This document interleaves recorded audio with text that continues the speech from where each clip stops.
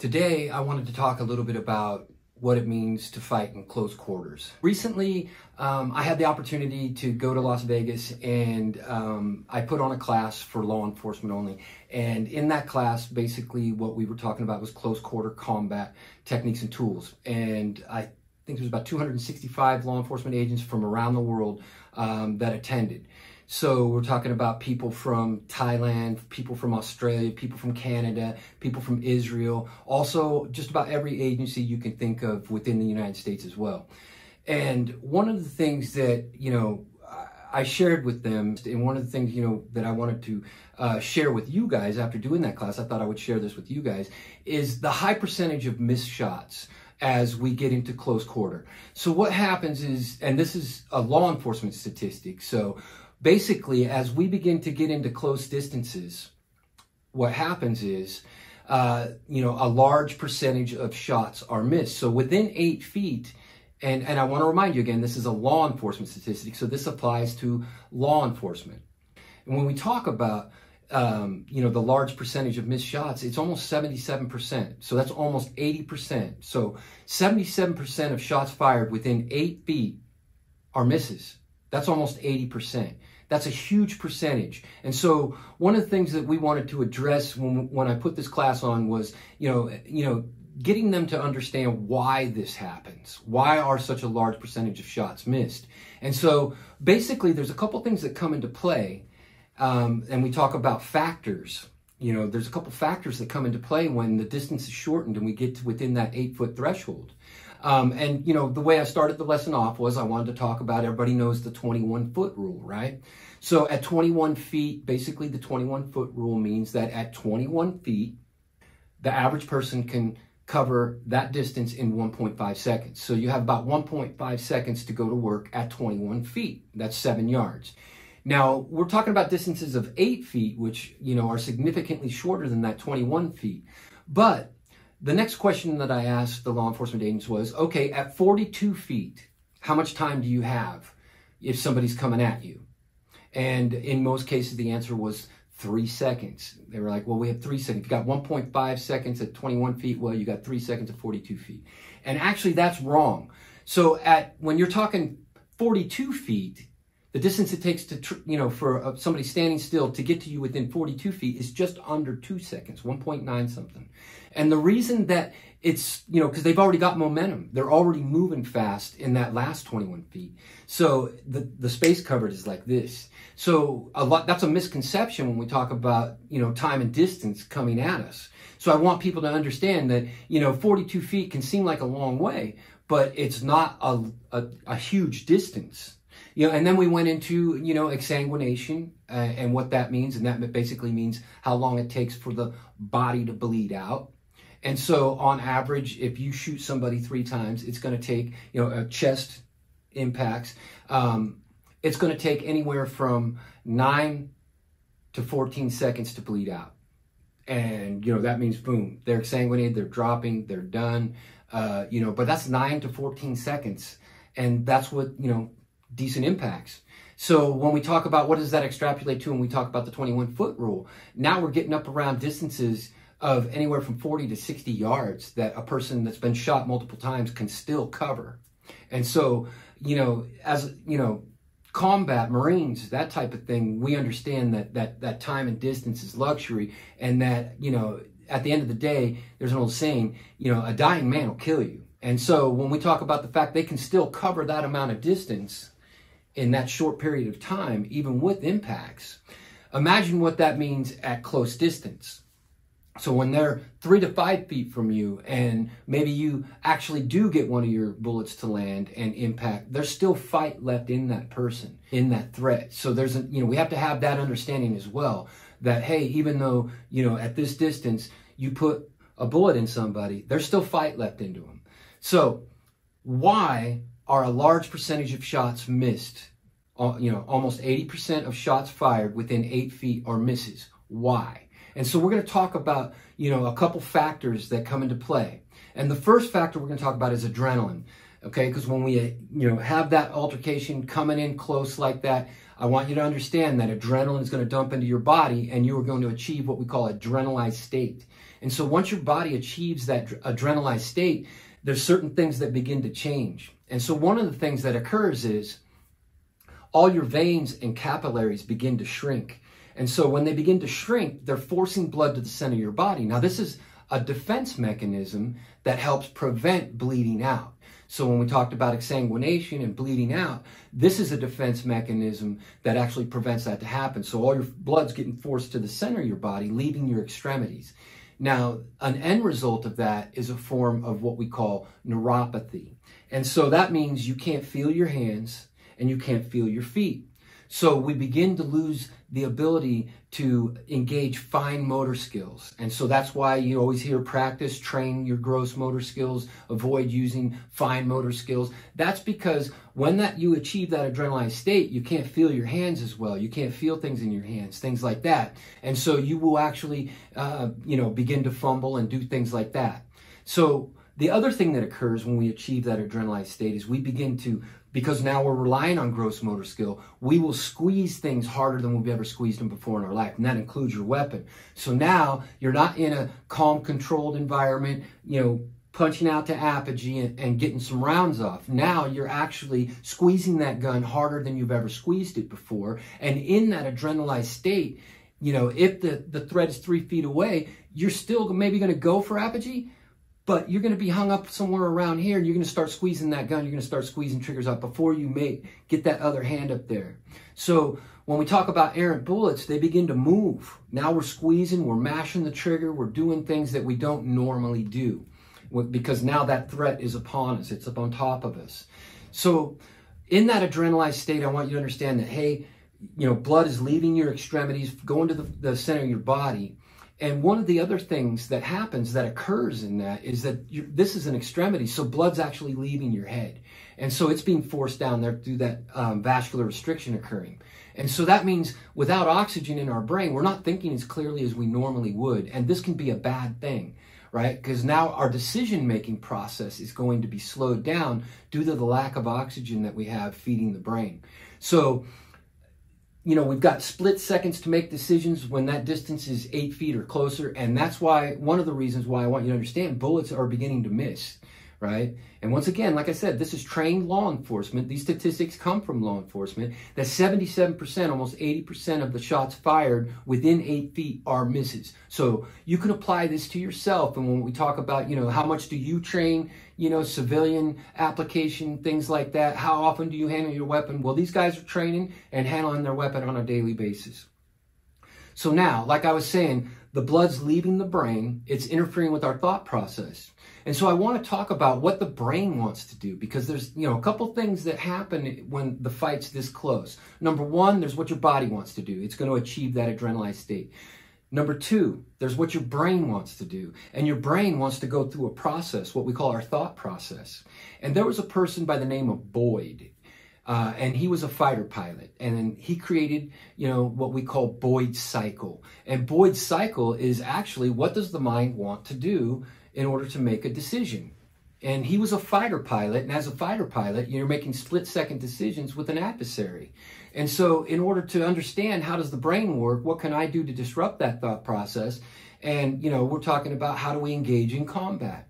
So now we understand that there's something that the brain wants to do. And in modern terms, what we've come up with is called an OODA loop. Now, the OODA loop is taught to law enforcement, first responders, emergency room people that work in emergency rooms, anybody that's exposed to traumatic events, things like that. They're teaching this cycle to so that they can begin to understand how the brain's going to work. Because when you hear about somebody freezing up on the battlefield or freezing in that moment, that's usually because the brain got stuck in that OODA loop. All right. And so OODA is OODA. And I'm going to break that down for you. And what it really means is observe, orientate, decide, and act. OODA. That's what the brain wants to do in order for you to act, to go into action. It needs to observe, then you need to orientate, then there's the decision, what am I going to do? And then once you decide what you're going to do, there's act. And so that's what the brain's trying to accomplish in this, split second of time. You've got, a very short amount now of distance between you and the threat. And I know everybody thinks I've got 10 yards, I'm going to be able to get, there's no way anybody's sneaking up on me. Let me tell you something. Predators are good at what they do. And like any predator out there in nature, any predator in the world, what they're trying to do is get as close to the target or the prey as possible. And there's plenty of species on this planet that just, like the Venus flytrap, just sits there and waits for a fly to land on it. There's a fish that lays on the bottom of the ocean and waits for something to get close. That is what a predator does. They want to get as close as they can to the prey. So when we talk about, are you going to see it coming? Are you going to have that time to react? Maybe, hopefully. But odds and statistics are saying no. No, you will not have that time. The threat will be on you. It will happen within 3 to 5, potentially 8 feet from you. All right. So statistics are telling you this. So this is something that you can train and prepare for. And when I gave this, class to all the law enforcement, all the agents, things like that, I really wanted to break it down for them so they could begin to understand how to identify and train. And so when we talk about that OODA loop, that's what the brain wants to do. So I told you the body wants to achieve that adrenalized state. That's part of our defense mechanism. And our brain, before we do anything, has to complete a cycle, that OODA cycle. And so if you don't know what these things are, please look them up. And then the third part of this is what you want to do. And you want to end that threat. Now, how have you trained to end the threat? I think that comes into play now. Because your brain's doing one thing, your body's doing another thing, and now you have to bring it all together and stop the threat. And so when I see a lot of people out there training, and this is, every, video and Instagram and all that stuff, and all you see is like this, boom, boom, boom, boom, and here's the timer. Boom, boom, boom, boom, here's the timer. Boom, boom, boom, boom, here's the timer. Well, let me tell you something. If that threat is 3 to 5 feet from you, you begin to present your firearm. Once again, we're going to talk about that OODA loop, because not only are you going through a decision-making process, but so is the threat. Now, the threat's going to orientate, it's going to observe, orientate, decide, and act based on what you do. And so when we're talking about these close distances, one of the things that we've discovered by analyzing all kinds of footage and everything else, it typically ends the same way when the distance is within 8 feet. The threat will almost always go for your weapon. They're going to try and get your weapon. So if you begin to present that weapon, it gives them the opportunity to move it, to get it off of their body, get it off of them, and then they're going to try and take control of that weapon. So when we talk about it, hey, what does this, mean to me? Well, if all you ever do is train this, that's exactly what you're going to do in that moment. And in that moment, they can orientate the weapon off of them. They're going to go for your weapon. And now you're in a fight trying to maintain control of your weapon. So that's why law enforcement, military, guys who, train, CQB, things like that, we understand retention tactics. Well, we're going to go from here, not here, right? So there's 3 modes. We go in what we call apogee, combat, and core. When we bring that weapon into the core. And so when we talk about this, this is all about retention so that I can begin firing from here, not out to here first. So it's boom instead of boom, right? So when we get into the retention techniques, these are a lot of things that we work on. And one of the things that we do is we actually, when we go up like this, if you're like this, you're probably off target, but you can cant slightly like this, and it realigns the radial bone in the wrist and now reduces the amount of recoil. So here I've got a lot of range of recoil, but as soon as I go like this, you can see how limited the range of recoil is now, which helps you manage recoil, keep your shots on target when we talk about close distance. And it also reorientates the weapon into what we call the vanishing point. So these are things that a lot of people out there don't know, and a lot of people don't train because they, aren't training for somebody within 3, 5, 6, 7 feet. They're training for somebody at 10 yards, 5 yards, something like that. But the reality is that potential threat will try to get as close to you as possible before striking. And that may mean 3 feet, 5 feet, something like that. So if you don't understand some of these tactics, I want you to go explore them, right? I want you to look up guys like Paul Castle, who came up with the center axis relock system. I want you to look up some of these, 360 techniques that we talk about.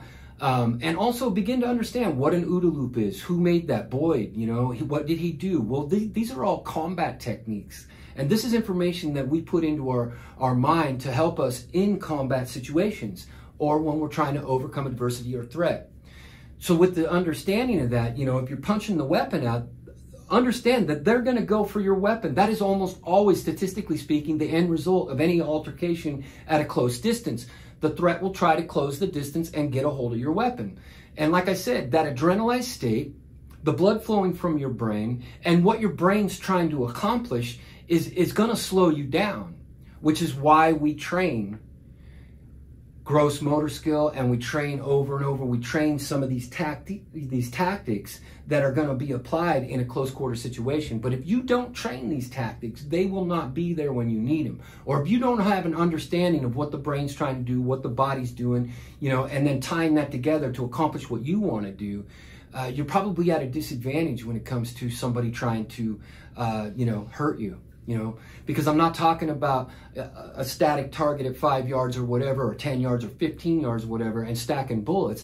I'm really talking about somebody at 3 feet trying to cave your skull in and you fighting with a weapon.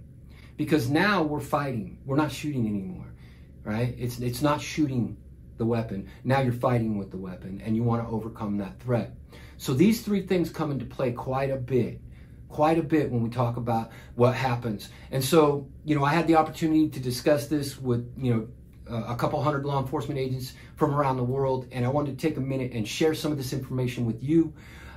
You know, I want people out there to begin understanding what it means to fight with a weapon in a close quarter situation, and what, you know, what does that really mean when somebody's trying to cave your skull in, and what is happening to your body, that adrenalized state.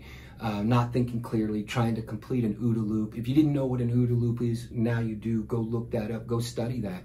Understand the guy who invented it, Boyd. These type of things. And so one of the things that I also talked about was, you know, that being that the end result is somebody always trying to go for your gun, all clear, I want you to understand that, you know, they're going to try and grab your weapon and things like that. So that's one of the reasons that we came up with the Bad Rod, is because this is going to prevent anybody from grabbing or grunt bumping your gun, knocking it out of battery so the trigger doesn't work anymore, because that's as simple as it is. Boom. Also, if you're in that adrenalized state and you shove your gun because the guy's right here and you push it right in and pull the trigger, well, odds are you've knocked it out of battery and you're not going to get banged anymore, right? This will actually prevent that from happening as well. It will prevent the barrel or the slide from being knocked out of battery and your trigger not engaging anymore, because that's the end result. As you can see, what you want to happen is click, right? The other thing, like I said, at close quarters, what will happen is you'll squeeze that gun so tight, you may get a round out, and then you're going to induce a malfunction because you're holding the gun differently than you have before. Maybe one hand, maybe out here like this, something, whatever. So if you haven't trained to realign the axis of the wrist. And so what happens is you may get one shot off, but now because you're shooting with one hand that you usually lock it down with two, now all of a sudden you've got an unforgiving weapon that malfunctions, double feast stovepipes, something like that as a result, and you get it malfunction. Now your next thing you know is click, right? Nothing happened. You didn't get bang when you wanted it. You got click instead. Well, now you can go to work, give them this end, fight, push off them, come back, rack that weapon, and go right back in there. Right? So I want you guys to understand one of the reasons why we put this together, the Bad Rod, and one of the reasons as a close quarter combat instructor, I feel that this is a very effective tool to keep people off of your gun. If somebody wants to grab your gun and they see this right here, they're probably going to think twice about it. If they do decide to go for your gun, it's going to be an instant retraction as soon as they grab that. As soon as they grab that, it's going to be instant retraction. So these are some of the things that I want you guys to think about, and why I wanted to discuss this stuff with you guys today, and maybe give you a little bit more reason of, you know, why we invented the Bad Rod. All right. So I hope you've enjoyed what we've been talking about today. We talked about OODA loops. We talked about adrenalized state in the body. We talked about fighting up close, things like that. We talked about some retention tactics. You know, I want you guys to, you know, get to know some of this information. Go out there and find out your own decisions. You know, if you've got people you trained with, that you train with on a regular basis, you know, start having these discussions, you know, what if kind of things like that. And, you know, also, you know, build that community of awareness out there. Share information. You'll find more stuff like this on our YouTube channel. You'll find it on our website. We do a video log. You'll also see a lot of things on our Instagram feed, things like that. Remember, Protection Plus Tactics. And, you know, I got to thank the Lord every time I do anything. He's the reason that I'm here. He's the reason that all my success, anything that I've done in my life is through him. So I always like to remind myself of that. God bless, and you guys have a great day.